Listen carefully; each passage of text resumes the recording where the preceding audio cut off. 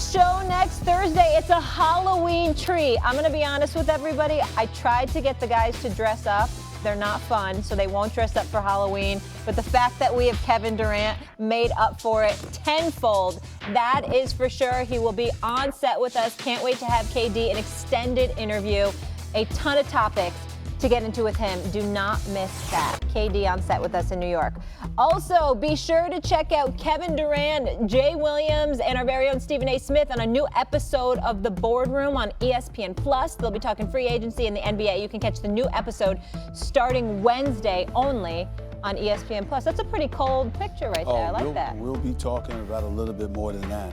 That's the first face-to-face conversation we've had since, publicly since, a little falling out. Yes. Oh, I like it. That's a tease. Yeah. Welcome, Clifford fans, to the game tonight. It's going to be a great season. Let's get it going. We're here to give you what you want, here to give you what you need, here to give you what you came for. We came here to rock right now. Yeah, we came here to rock right now. This is game one. This is the season opener. The battle of the lake is real, people. We came here to rock. Tuesday, super hyped opener between the Lakers and Clippers was a forgettable one for King James. LeBron scored 18 points on 7 of 19 shooting, the third lowest field goal percentage in a season opener in his career, paging Mr. Smith. What do you need to see from LeBron in tonight's game against Utah? Max Kellerman, I would ask that you allow me to speak emotionally for just a couple of minutes here. God. Let me say this. You know what I want from LeBron James? Keep the same intensity. Please don't lose the intensity. Let me imitate Michael Irvin. Keep the same intensity. Keep the same intensity. The same dude that wanted to be passive and a virtual no-show with Kawhi Leonard opposite him at the Staples Center Tuesday night. Make sure you that same dude against Donovan Mitchell and Mike Conley and them tonight. Because then maybe it'll be more believable that you focusing on just feeding Anthony Davis and getting him more acclimated to things and getting him involved. But if you're not going to do that, and all of a sudden we see the LeBron James we expected to see Tuesday night, then you're going to have folks like you, like me, like others, sitting up there saying, wait a minute, were you just that way because Kawhi was opposite of you Tuesday night? You don't want that, LeBron James, do you? No, you don't want that, never that. You don't want that. Of course you don't, because here's the deal. I am sick and tired of folks acting as if the fans don't have a right to crave and salivate for something and have requirements for you to validate your greatness. No one with sense would question the greatness of LeBron James. LeBron James, to me, is on the Mount Rushmore of basketball. LeBron James, to me, is one of the greatest players to have ever lived. But Tuesday night was emblematic of why so many cats out there throughout the years have questioned whether he belongs there or not. Never because of his ability. It's because of this. Right here, it's because of this. When it really, really commands that you do that. Here, Kawhi, I'm gonna repeat to the national audience. Kawhi Leonard, I watched the New Balance commercial about 5 times last night because, damn it, they kept playing it. It's so good. Okay? And this brother, and I can't believe I missed it until Mark Spears came on the show yesterday and pointed it out, Max. The brother had a key to the ignition of his car with a crown on it. With a crown. The key to the ignition had a crown on it. It had Kawhi Town, Kawhi Land. It said, I'm coming. It was clearly a shot at LeBron. It was clearly. Now, maybe it wasn't Kawhi, it was New Balance, but it was clearly trolling LeBron. All I'm trying to say is don't tell me in all my years, and I'm going to remind everybody, I have now been covering the NBA. I am in my 25th year. You understand me? I've been covering the NBA. Either as a backup or now as a beat writer, as a columnist, a general columnist, a commentator, whatever, radio host, everything, for 25 years. And I have never seen somebody get trolled and somebody act like, no, that didn't happen. It happened. It happened. And all I'm saying is LeBron, there's nobody questioning your greatness. But we came out there Tuesday night, and we were hyped about the Lakers Clippers because we were hyped about LeBron and Kawhi. Mm-hmm. And one dude showed up and said, I'm here. The other dude said, it's not that important.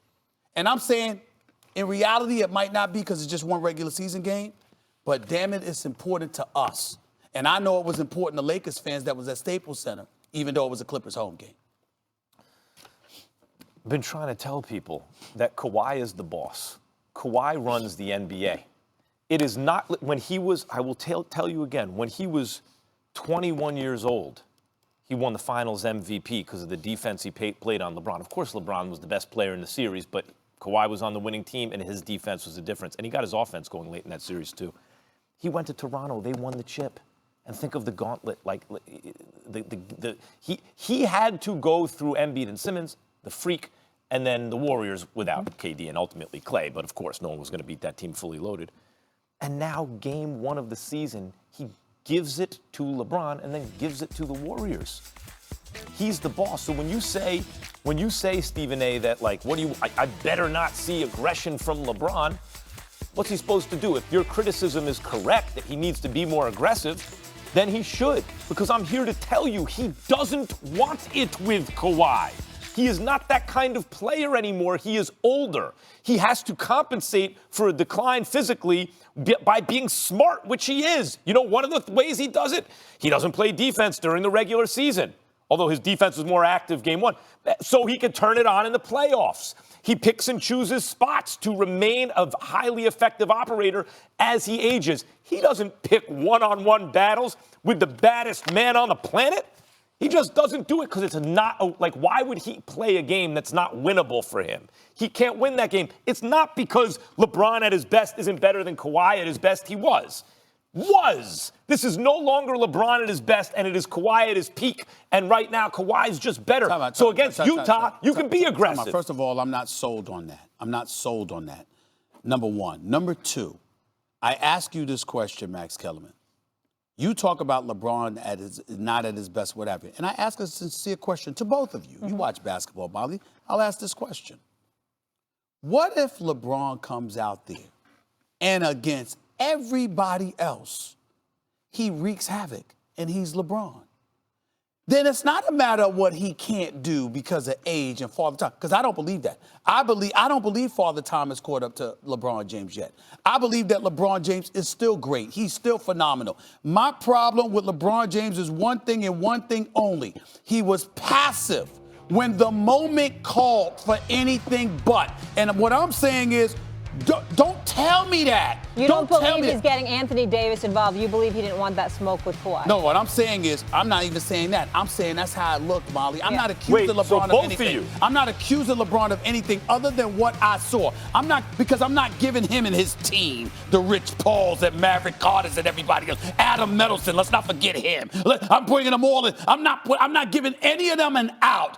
I am not speculating about anything. I am saying I watched a basketball game Tuesday night where a superstar who's a reigning defending champion, who's essentially called out the king, showed up and said, I'm here, assisted by the Clippers who had him grab the mic. This is a man that doesn't talk. Did you know that Kawhi Leonard could work for the CIA? Easily. He never says anything. But somehow he grabs the mic. He speaks to the audience. He says, I'm here. This is my town now. And let's go. And LeBron did not respond to that challenge. So that's what I'm are you ready? That's what I saw. So you should be ready, rather, to admit that when you flipped out the other day, maybe was it yesterday, and you acted like I was crazy for saying the following. In fact, you're coming around to my way of thinking, which is it has the look that Kawhi took LeBron's heart. That's the problem with him being passive. I'm not saying his heart is took. I'm saying it has the appearance of it if he doesn't answer the bell for that challenge. But my disagreement with you is that you were acting like any time LeBron James has gone up against Kawhi, that's what we're seeing. I'm saying no. I saw that Tuesday night, but you can make the argument I was trying to get Anthony Davis involved. I'm simply saying that may be true. I find it unacceptable. If it's the opening night of the NBA season, there are 82 games to go. You got Utah coming in Friday night, the Charlotte Hornets coming in on Sunday. There would have been nothing wrong with you saying, excuse me, let me handle this right here, please. They must have forgot. And they didn't do that. And that's my issue. That's it. As a fan, I clamored for it. You saw the Kawhi commercial, New Balance, the tagline, "We got now." And when he says Kawhi Town, this is my city, he is from L.A. Quick question. That's right. This is his city. I forget that in all of this. No, listen. It's his world. Hold on, y'all. A caller called up to my radio show yesterday and said, Stephen A., have you ever taken into consideration Kawhi wants it more because he's from here. Yeah. Just like LeBron wanted it, even though he was in South Beach, he went back to Cleveland. Kawhi was in Toronto. He's finally arrived in L.A. Yeah. He might want it all because he's from this town, and that might be possible. All I'm saying is, did he not? He's not from Toronto. He got it all in Toronto. No. He was saying no, that. but there's so much Toronto history, family here. here. Of course he wanted it. And his late father was a Laker fan. Not only, I agree with that. Not only does he want it here, but he preferred to compete against LeBron. Yeah. Think about the optics. LeBron's like, come play with me. He's like, no, I'm not going to play with you. I'm coming for you. All I'm saying is this. All of y'all out there, people need to get a life, and all of them need to get it too. As fans, why was TNT there? Why was this the entree for the opening night of the NBA season?